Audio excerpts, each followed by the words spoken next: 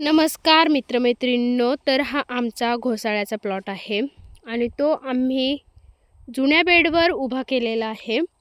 जुन्या बेडवर म्हणजे आम्ही यात आधी टॅमॅटोचं पीक घेतलेलं होतं. जे हे वाळलेले झाडं दिसतात ना, ते आहेत टॅमॅटोची. आम्ही यावर आधी 4-5 महिने टॅमॅटोचं पीक घेतलं आणि टॅमॅटो संपल्यानंतर आम्ही काय केलं, टॅमॅटो संपल्यानंतर आम्ही त्याच बेडवरती बिळं पाडून घोसाळ्यांच्या बिया लावून दिल्या. तर तुम्ही बघू शकता आपलं घोसाळं पीक हे किती छान पद्धतीने ग्रो झालेलं आहे. त्याला छान पद्धतीने घोसाळे देखील आलेले आहेत आणि घोसाळे ₹50, ₹40, ₹35, ₹30च्या पुढेच आम्हाला त्याला मार्केट मिळालेलं आहे. खूप छान पद्धतीने हे घोसाळ्याचं पीक आमचं चालू आहे आणि आम्ही हे जुन्या बेडवर केलं तरीही इतकं छान ते पीक आलेलं आहे. त्याचा आम्हाला खूप आनंद आहे आणि हे घोसाळ्याचं पीक तुम्हीही करू शकता. तुम्ही जर शेतकरी असाल तर हे पीक तुम्ही नक्की ट्राय करा. आणि बघा, हे घोसाळ्याचं हे टॅमॅटोचं पीक घेतल्याच्यानंतर ह्याच मल्चिंगवर मी हे घोसाळ्याचं पीक देखील लावलेलं आहे. आपला मल्चिंग थोडासा फाटलेला दिसतोय, पण तुम्ही बघा, मला लसूण लावायला देखील जागा नव्हती, तर मी अशा पद्धतीने प्रत्येक बेडला असे 12 बेड आहेत आणि ह्या 12ही बेडला मी अशा पद्धतीने लसूण लावलेला आहे.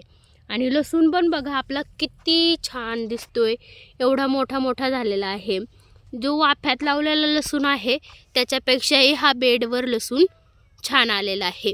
आणि खरंच तुम्ही जर शेतकरी असाल आणि तुमच्या शेतात जर जागा नसेल आणि तुम्ही अशी काही तरकारी करत असाल तर तुम्ही अशा पद्धतीने लसूण लावू शकता. खरंच खूप छान येतो. मला वाटलं होतं याला वसवा पडेल, पण खालून जरा जागा मोकळी आहे, त्यातून सूर्यप्रकाश येतो. वरती हे छानपैकी घोसाळ्यांनी गुंफलेलं आहे माझं शेत अगदी हिरवंगार दिसत आहे. याचा मला खूप आनंद होतो आहे.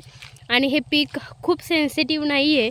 याला जरासा मावा वगैरे होतो, थोडीशी माशी वगैरे लागते, थोडीशीच फवारणी देखील लागते. खूप खर्चिक नाही आहे, पण जास्त प्रमाणात आपल्याला उत्पन्न भेटतं आणि आपला खूप चांगला फायदा होतो. यात असं मध्ये आम्ही गवत झालेलं खुरपून काढलं आणि अशा पद्धतीने हे घोसाळ्याचं पीक आम्ही हे केलं.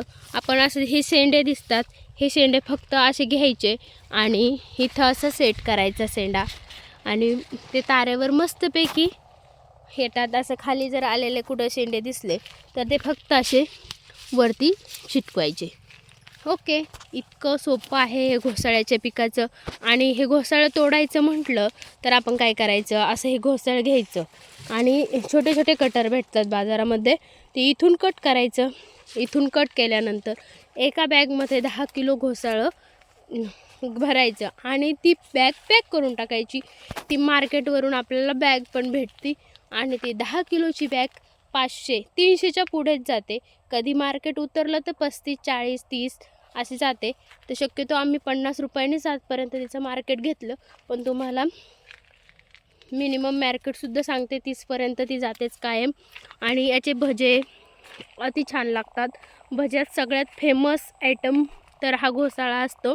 आणि दुसरी गोष्ट म्हणजे याची भाजीसुद्धा खूप छान लागते, पण अनेक जणांना याची भाजी करणं माहीत नसतं.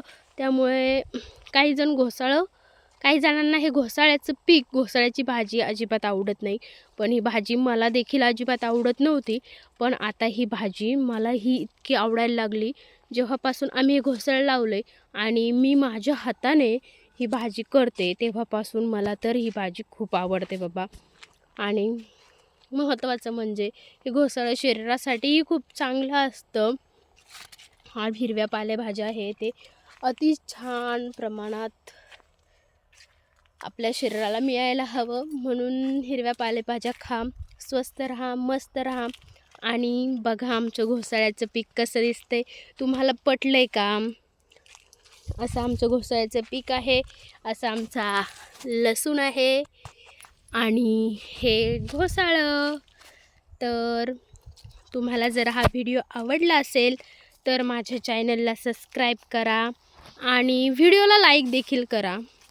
आणि तुम्ही असं ट्राय करू शकता एखादं पीक झालं की दुसरं पीक त्या बेडवर घेऊ शकता. म्हणजेच तुम्ही उष्ट्या बेडवर देखील दुसरं पीक अतिशय छान प्रमाणात घेऊ शकता.